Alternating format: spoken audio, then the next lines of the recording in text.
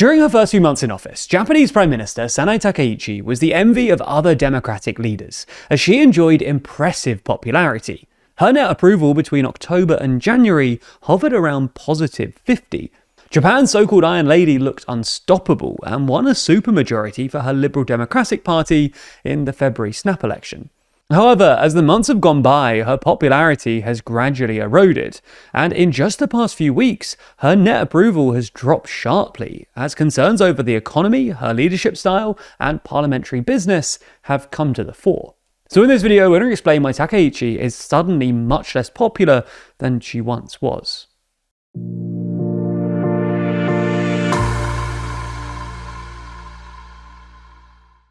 Which flag is better, the Seychelles or Marshall Islands? What about Scotland or South Korea, Trinidad or East Timor? How about a battle of the stars, the EU or USA? Cast your vote in our official flag ranking survey by clicking the link in the description. Let's start by diving deeper into Takaichi's approval rating. We should point out that we're using the 10-day moving average of polling put together by Tobias Harris on the Observing Japan Substack, which is a great resource that we'll link to below. Anyway, Takaichi enjoyed remarkable popularity during her first few months in office, and even when that immediate honeymoon period began to wear off, her net approval still bounced around between positive 35 and positive 50 until May. Since the start of July, however, things have fallen off a cliff, with her net approval dropping to just below positive 10, before slightly recovering to around positive 15 by the end of the month. Now, by both international and Japanese standards, that's not terrible at all. It means that she has 52% approval and 37% disapproval. But the story here is the direction of travel, something that's clearly been going wrong in the past few weeks. So what's been upsetting the public? Well, we're going to split this into three main areas: the economy, legislation, and personal issues. On the economy, at first glance, you might think that things are going all right, with an inflation rate of 1.7% in June. That is considerably below the levels seen between 2022 and 2025. However, there's still a lot of inflation-related angst. With the chaos of the stop-start US-Iran war, higher energy costs are feeding through into the economy. For instance, there's been a sharp rise in costs for businesses, with the producer price index hitting a 3-year high in June of 7.1%. Analysts expect core inflation, which strips out volatile energy and food prices, to rise to around 3% by early 2027. Meanwhile, as we've covered in recent videos, Japan's currency, the yen, recently dropped to a 40-year low against the dollar. This is good news for Japanese exporters, but it's bad news for the Japanese public, who face higher costs for imported goods. Concerns over the cost of living and frustration at the government's response has driven Takaichi's approval down. A recent Yomiuri Shimbun poll found that 71% of people disapproved of her government's inflation measures, while just 21% approved. Takaichi's government has subsidized fuel and energy costs in a bid to help households, but an election pledge to slash consumption tax on groceries has stalled amid pushback from some in her LDP and from opposition parties, amid concerns about the impact on Japan's worsening finances. So that's the economy. Moving on, Takaichi's approach to contentious legislation and her attitude towards Parliament more generally also appears to have contributed to a declining approval. Among the major legislation her government has pressed ahead with are changes to imperial succession law, legislation to designate a second capital city, legislation to criminalize desecration of the national flag, and more. The first of these is perhaps the most controversial. We actually made a video about Japan's imperial succession crisis, linked below, but the TLDR is that the Japanese imperial family is running short of heirs and needs to stabilize the line of succession. Takaichi's government has passed legislation that continues to exclude women from the throne, and instead enables the imperial family to adopt males from defunct royal branches, whose sons would enter the line of succession. This approach is just not in line with the Japanese public, which polling shows are strongly supportive of changing the law to allow for a female monarch.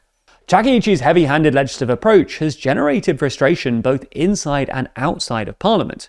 An editorial by the Asahi Shimbun in late July accused her of avoiding her responsibility to explain by pushing through bills based on the strength of numbers of her coalition. Another newspaper editorial in the Mainichi Shimbun similarly accused her of, quote, self-righteous behavior, reducing diet or parliamentary deliberations to a mere formality. Admittedly, these papers are not aligned with the conservative LDP, but the comments don't seem too out of step with the public or reality. One poll found that 62% of people thought that Takaichi had not sufficiently explained her major pieces of legislation, and only 29% thought that she had. As for her attitude to Parliament, she had insisted that the 2026 budget be passed before March 31st, resulting in the shortest deliberations by the lower house budget committee for 2 decades, and her own attendance at said deliberations was notably lower than her recent predecessors. So while Takaichi has been successful in getting legislation through, with all 64 government-submitted bills being adopted this session, her apparent prioritization of some controversial legislation has frustrated a general public that's more concerned with the cost of living. So let's move on to the third main area, Takaichi's personal issues. This is more nebulous than the previous 2 sections, but it is still relevant.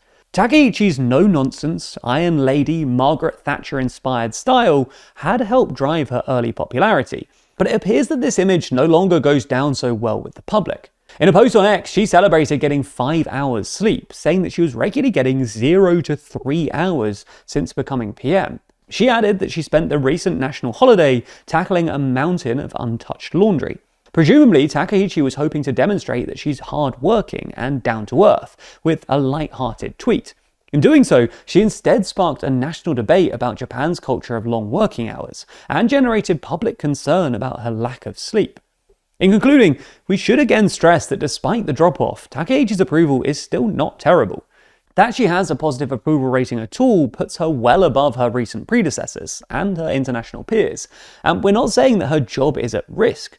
But it's fair to say that her honeymoon period is well and truly over, and she now faces some challenging economic and political headwinds, even despite her parliamentary majority. Perhaps the most worrying for her future success, though, is the fact that she doesn't seem to have recognised that things have gone slightly off course, and has not signalled any intention to correct this. During a recent parliamentary meeting, she said that she wasn't sure what was behind the decline in her approval, adding that she would keep working without getting caught up in the swings of numbers. Most tellingly, when asked at a press conference for any reflections or lessons she'd learned from the recent parliamentary session, Takaichi replied, "I have no particular regrets." Now this is a huge story, and I can imagine that you felt pretty helpless by the headlines recently.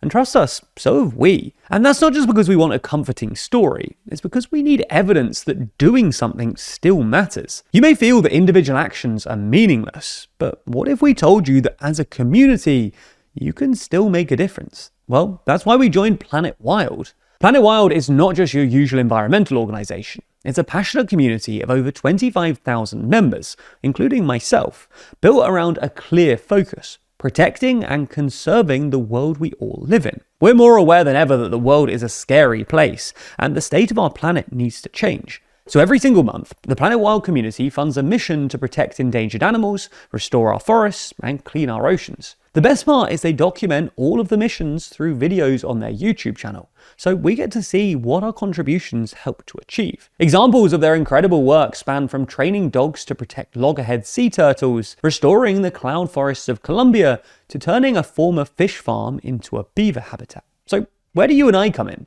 Well, by becoming a member, we're directly funding a brand new nature mission from the comfort of our own home. With Planet Wild, you can make an impact without being on the ground yourself. Big or small, your difference matters, and you can contribute as little as $6 a month to help protect nature and give back to the planet that we all share. It's no secret that we're huge fans of Planet Wild, so much so that the first 100 people to sign up with the code NEWSGLOBAL7 will get their first month paid for directly by us. All you have to do is scan the QR code on screen or click the link in the description to get started. You can cancel your membership at any time, so there's absolutely no catch with Planet Wild.